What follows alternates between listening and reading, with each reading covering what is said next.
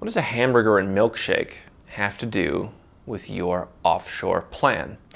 Well, my experience working with hundreds of people, it actually has a lot to do with it, and here's why.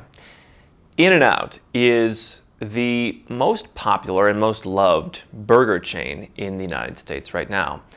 And they've become that by doing something very simple. They have a simple menu that's not confusing. People know exactly what to expect, and they come in and just get their favorites every time. They get what works for them. They get a hamburger, a cheeseburger, fries, a shake, or a Coke. Unlike McDonald's and other burger chains, which have proliferated these huge menus where you don't even know what they have. They've got salad in shakers, they've got nuggets, they've got potato wedges, they've got all kinds of weird foods. You never know what to expect. And therefore, they have failed to garner the brand loyalty. Now, what does it have to do with the stuff we talk about here at Nomad Capitalist? What it has to do with it is I see a lot of people running around collecting options. Now, you might think, Andrew, options are a good thing. And to that, you would be correct. After all, on our website, we talk about more money, more freedom, more options. Having options is, in a macro sense, a very good thing. For example, if you go and open a bank account in another country, now you have the option not only to bank where you live, but to bank somewhere else where you've intentionally chosen that this is good, this works for me, this is what I want, better service, higher interest rates, more stability. You've chosen to go where you're treated best. Those are options that you want. You want to have a second passport, so you always have an option. You're not beholden to just one thing. But on the everyday level of getting to that point, where I see a lot of people stumble is they get caught up in the addiction of collecting options. They collect them like pets.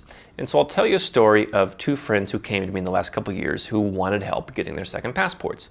One friend came to me and said, Andrew, let's sit down and discuss my options. Let me put together a list of options. 3 years later, he has not done anything because he's reviewing the list of options. He's thinking about the list of options. I'm going to take the list of options home to my wife. Oh, we didn't get to it because we were busy doing something else. You know how it goes. And here we are 3 years later, and that list of options is still sitting out there. Meanwhile, I had another friend who came to me and said, hey, Andrew, I know you're doing this passport stuff. Can you help me? I'd like to get something for my kids so they're taken care of. What would be the best thing for me? And we sat down and figured out. And in his case, he had ancestry from Italy, and we were able to get him citizenship by descent from Italy, which may not be the best long-term tax strategy, but for him, with several young kids, now they have the opportunity to live and work and study in the European Union. What a great option to give to them, to not only have a U.S. passport and the ability to be in that job market, but the ability for them to now be in Europe. And so those kids now have an option because their father didn't obsess over what all of the options were. Here's the reality.